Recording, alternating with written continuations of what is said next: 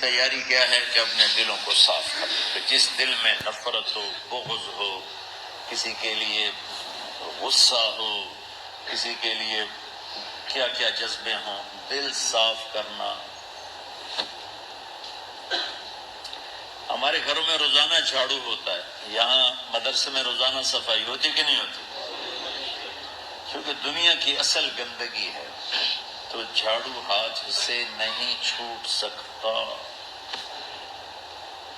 حرم شریف میں دیکھا کیسے چاروں طرف خدام کر رہے ہوتے ہیں برش لے کر، کہ تمہارے مولوی شاہد صاحب بھی ایک دفعہ وہاں خدام حجاج میں گئے تھے، میں نے ان کے ہاتھ میں برش دیکھا، وہی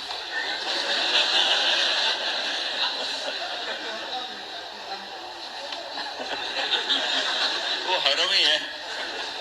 کون سا سن تھا؟ 97۔ تو دل پہ غبار ایسے آتا ہے جیسے صحن میں غبار آتا ہے، دل پہ گندگی ایسے آتی ہے جیسے صحن میں آتی ہے۔ تو ہم نے نظام بنایا ہوا ہے، لوگ وہ کر رہے ہیں، وہ روزانہ جھاڑو دیتے ہیں۔ تمہارا دل ایک آنگن ہے، ایک صحن ہے، اس میں بغض، نفرت، حسد، پتہ نہیں کیا کیا گندگیاں آئیں گی اور آتی رہیں گی۔ بچوں ایک کام کرو، جھاڑو پکڑ لو، صاف کرو۔ یا اللہ معاملہ تجھ سے کرنا ہے، لوگوں سے نہیں۔ کسی نے برا کہا، کسی نے غیبت کی، کسی نے گالی دی، کسی نے دھکا دیا، کسی نے حق مارا، کسی نے کچھ کیا، یا اللہ تیرے سپرد میں نے اپنے دل کو سب سے صاف کیا، میں نے اپنے دل کو سب سے صاف کیا۔ یہ اتنی بڑی عبادت ہے کہ بڑے بڑے نفلوں والے، تہجد والے، حج عمرے روزے والے تمہیں نہیں پکڑ سکیں، کیونکہ اس کا کرنے والا دنیا میں کوئی نہیں۔ نفل پڑھنے والے تو بے شمار ہیں، عمرے کرنے والے بے شمار ہیں، علماء بے شمار ہیں، حاجی بے شمار ہیں، سخاوت کرنے والے بے شمار ہیں، لیکن اس ٹکڑے کو صاف کرنے والا لاکھوں میں ایک بھی نہیں۔ مشکل کام، آپ یہ سیکھ لیں، صاف کرو، صاف کرو، صاف کرو۔ یہ رمضان کی سب سے بڑی تیاری اور علم کو حاصل کرنے کی سب سے بڑی چابی ہے کہ اپنے دل کو کھلا کر لو۔ کوئی چیز خالی ہوگی تو کچھ آئے گا۔ جس دل میں بغض بھرا ہو، نفرت بھری ہو، حسد بھرا ہو، کینہ بھرا ہو، اس میں خاک آئے،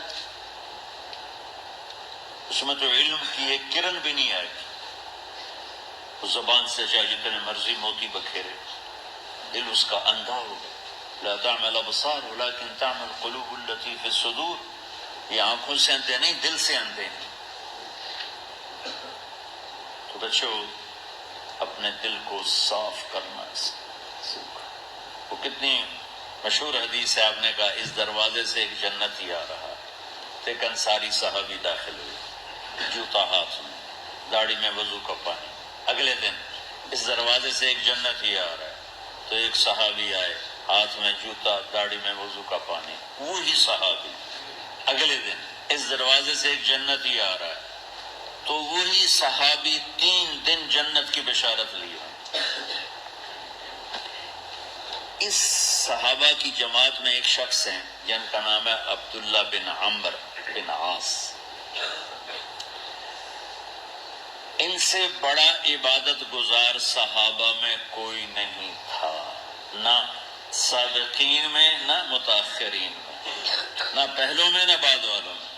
ان کی عبادت کیا تھی؟ ساری رات جاگنا، سارے دن کا روزہ، اور ایک ختم قرآن صبح سے شام۔ اتنی اللہ نے طاقت دی تھی، پر وہی غلوب والی بات آ گئی، ایکسٹریم ہونے والی بات آ گئی۔ ان کی شادی والی رات حجلہ عروسی میں داخل ہو رہے ہیں، دلہن کے کمرے میں داخل ہو رہے ہیں، اور مصلی بچھا کے اللہ اکبر، اور دیر نفل تے نفل، دیر نفل تے نفل۔ تو ان کی بیگم نے دیکھا تو وہ بھی خیر کا زمانہ تھا، انہوں نے بھی وضو کیا اور پیچھے مصلی بچھا کے وہ بھی فجر تک نفل پڑھتے رہے۔ صبح ہوئی تو حضرت عمرو بن عاص رضی اللہ عنہ نے پوچھا، بیٹی رات کیسی گزری؟ کہا جی ماشاءاللہ آپ کے بیٹے تو بڑے عبادت گزار ہیں، ساری رات نفلوں میں ہی گزری۔ تو وہ ان کو شکایت کر دی۔ حضرت عمر بن عاص کو اتنا غصہ چڑھا، وہ بیٹے کو تو کچھ نہیں کہا، کتنی حکمت کی بات ہے، سیدھے گئے اللہ کے نبی کے پاس، یا رسول اللہ یہ عبداللہ دیکھیں کیسا نادان ہے، اس کی شادی کی ساری رات نفل پڑھتا رہا۔ تو آپ کہتے ہیں ماشاءاللہ ماشاءاللہ کتنی بڑی بات ہے، نفلوں میں گزر گئی، رات بھی نفلوں میں گزر گئی۔ جیسے بعض وہ تبلیغ والے کہتے ہیں بچے کی ٹانگ ٹوٹ گئی پھر بھی گشت نہیں چھوڑا، کیسے احمقانہ باتیں کرتے ہیں۔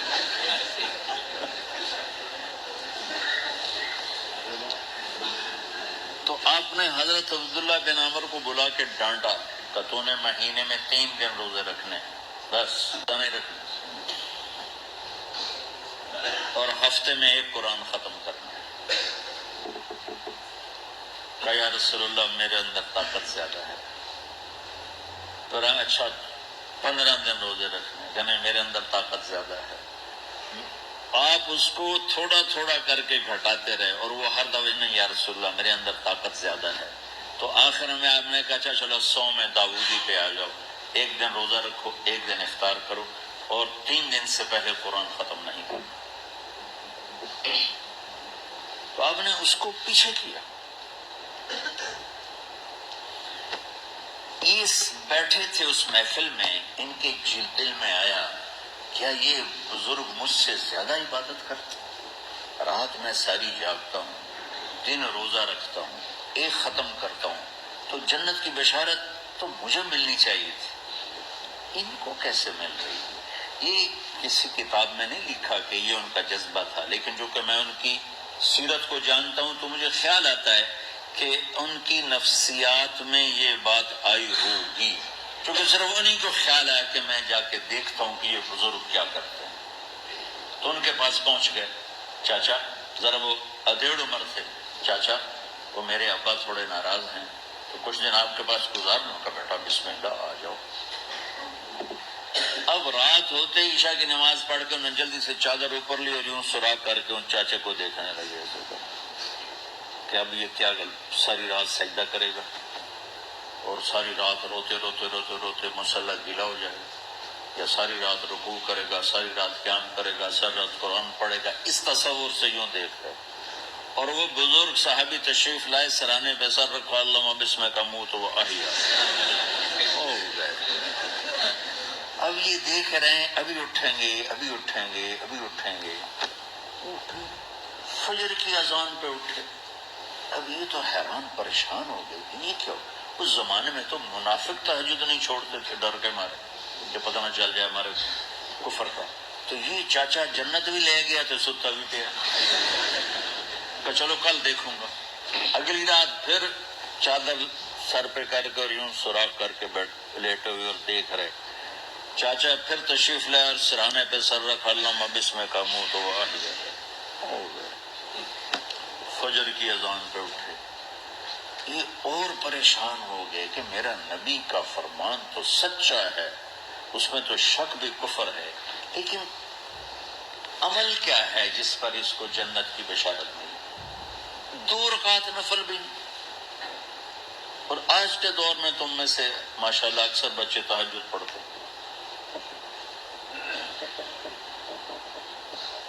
کہ 1 رات اور دیکھوں گا، دوسرے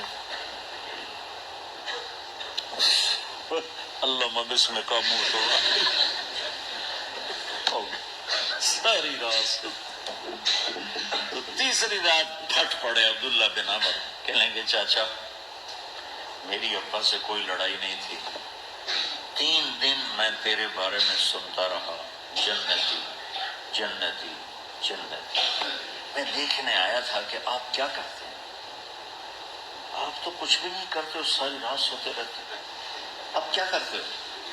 میں کہا بیٹا یہی ہے جو تم نے دیکھا ہے۔ اب ان کو سمجھ میں نہیں آ رہا کہ یہ جوڑ کیسے بٹھاؤں، ادھر جنت کی بشارت، ادھر ساری رات خراٹے، اب یہ اس میں جوڑ کیسے بٹھاؤں؟ تو نبی کی بات تو غلط ہو نہیں سکتی۔ تو اب وہ نا ایسے نہ بڑے بے دل سے ہو کر واپس مڑے، پتہ نہیں کہ چکر ہوئے گی کوئی گل۔ جب وہ دروازے تک پہنچے تو کہنے لگے بیٹا ادھر آنا، واپس آ گئے۔ کہا میں تمہیں اصل راز کی بات بتاتا ہوں۔ کہا کیا ہے کیا ہے؟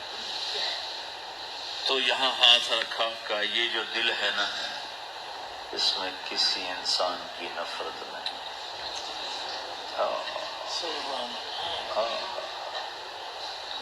اور جب اللہ کسی کو رزق دیتا ہے، عزت دیتا ہے، مجھے کبھی حسد نہیں ہوا، مجھے خوشی ہوتی۔